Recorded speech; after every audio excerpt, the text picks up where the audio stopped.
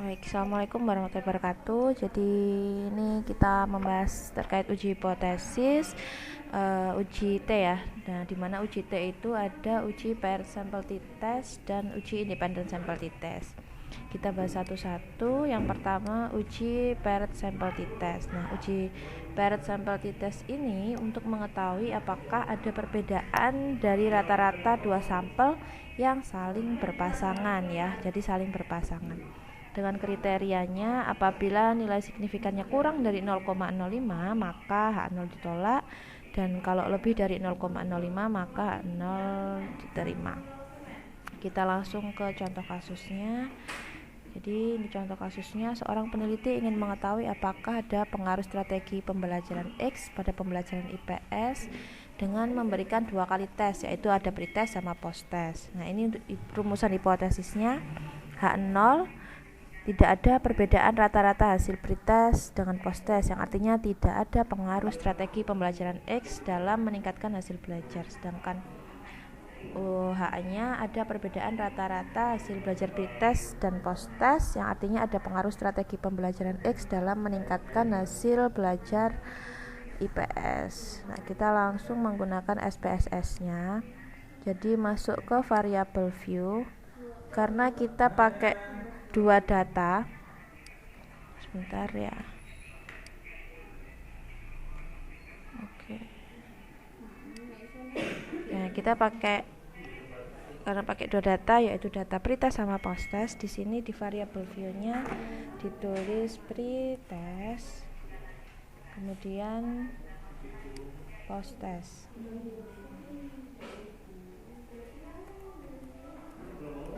Jangan lupa untuk desimalnya dikasih 0 aja, dibuat 0 supaya nanti tidak ada angka di belakang koma.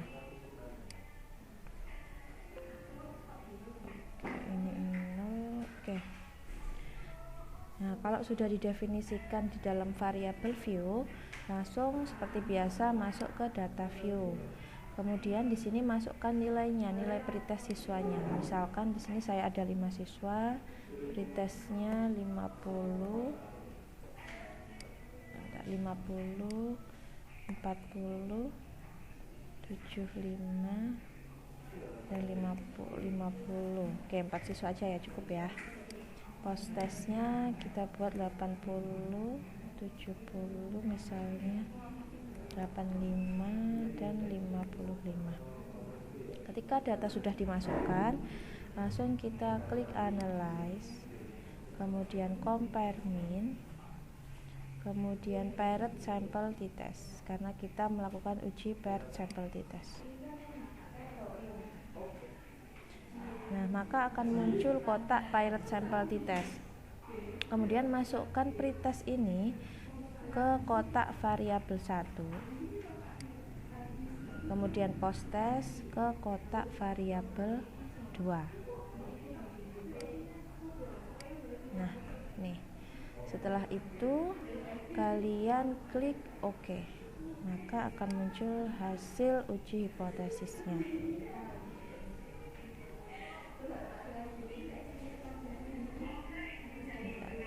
Masih nunggu. Ingat ya, kalau tadi nilai signifikannya kalau lebih dari 0,05 maka H0 diterima, kalau kurang dari 0,05 maka H0 ditolak. Nah, di sini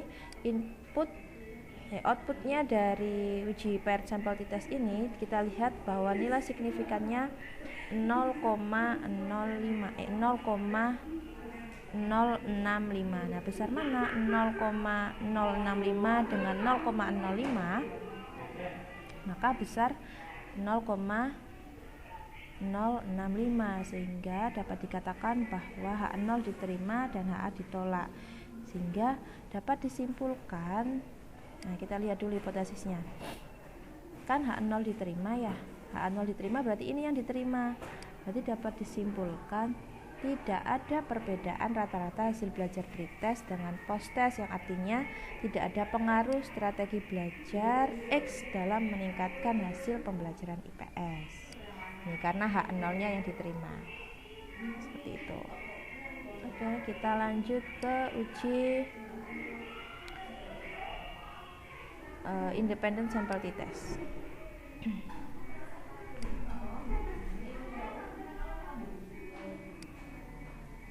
Ini untuk uji independent sample t-test, yaitu uji perbandingan dengan dua kelompok yang tidak saling berpasangan. Kriterianya sama seperti tadi. Kita langsung masuk ke dalam contoh. Peneliti melakukan pengujian hipotesis komparatif untuk mengetahui apakah ada perbedaan rata-rata hasil belajar siswa kelompok A yang menggunakan model pembelajaran TGT dengan kelompok B yang menggunakan model pembelajaran konvensional. Kemudian didapatkan skor post-testnya. Ini skor post-testnya, ini kelompok yang menggunakan model pembelajaran TGT, ini yang menggunakan kelompok pembelajaran konvensional. Kita langsung masuk ke SPSS-nya. Oke, kita masuk ya, buka filenya aja ya.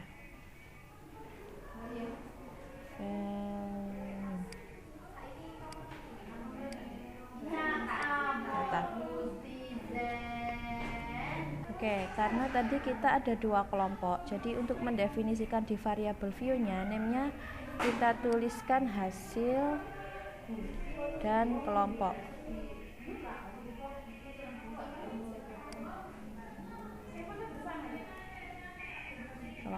Kemudian di sini kita definisikan value-nya ya. Oh ya, ini jangan lupa dibuat 0 saja supaya tidak ada angka di belakang koma. Value-nya di sini dituliskan yang kelompok ya, kita definisikan yang kelompok. Oke, kemudian file kita kasih kode 1 untuk label kelompok A. Kelompok A. Kemudian kode 2 untuk kelompok B.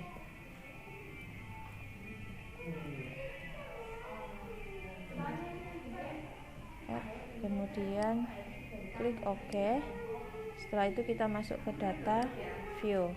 Nah, di data view kita masukkan data hasil post testnya dulu.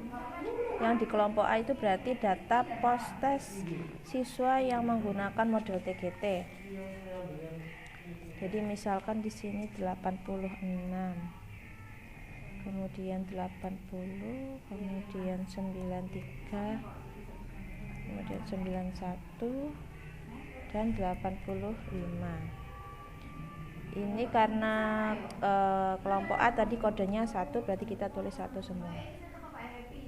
Kemudian dilanjutkan bawahnya, masukkan nilai post test di hasil dari siswa yang menggunakan pembelajaran dengan model konvensional ya.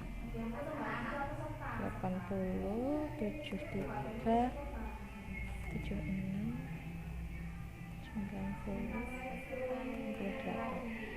Ini dibuat kode 2 karena kelompok B. Setelah itu kalau datanya sudah dimasukkan, sama seperti tadi kita klik analyze, kemudian compare means, kemudian independent sample t-test. Nah, yang hasil belajar ini masukkan ke dalam test variabel. Kemudian yang kelompok masukkan ke grouping variabel. Kemudian ini klik define group. Nah, di grup 1 ini karena tadi kodenya 1, sedangkan grup 2 adalah kodenya 2. Kemudian klik continue, terus OK.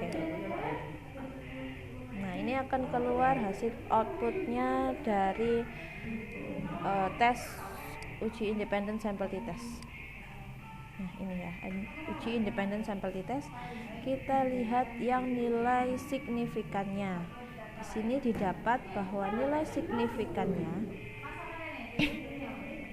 ini ya, sigma totalnya kita lihat hasilnya 0,37. 0,037. Nah, besar mana 0,037 dengan 0,05? Nah, maka besar 0,05. Maka Sesuai dengan dasar pengambilan keputusan, jika nilai subtotalnya kurang dari 0,05 maka H0 ditolak sehingga HA diterima. Kita lihat tadi hipotesisnya.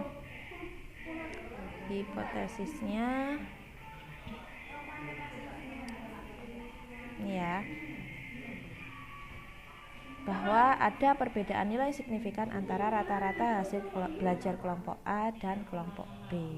Seperti itu. Nah, itu tadi uji parametrik dengan uji independent sample t-test dan paired sample t-test. Oke, terima kasih. Wassalamualaikum warahmatullahi wabarakatuh.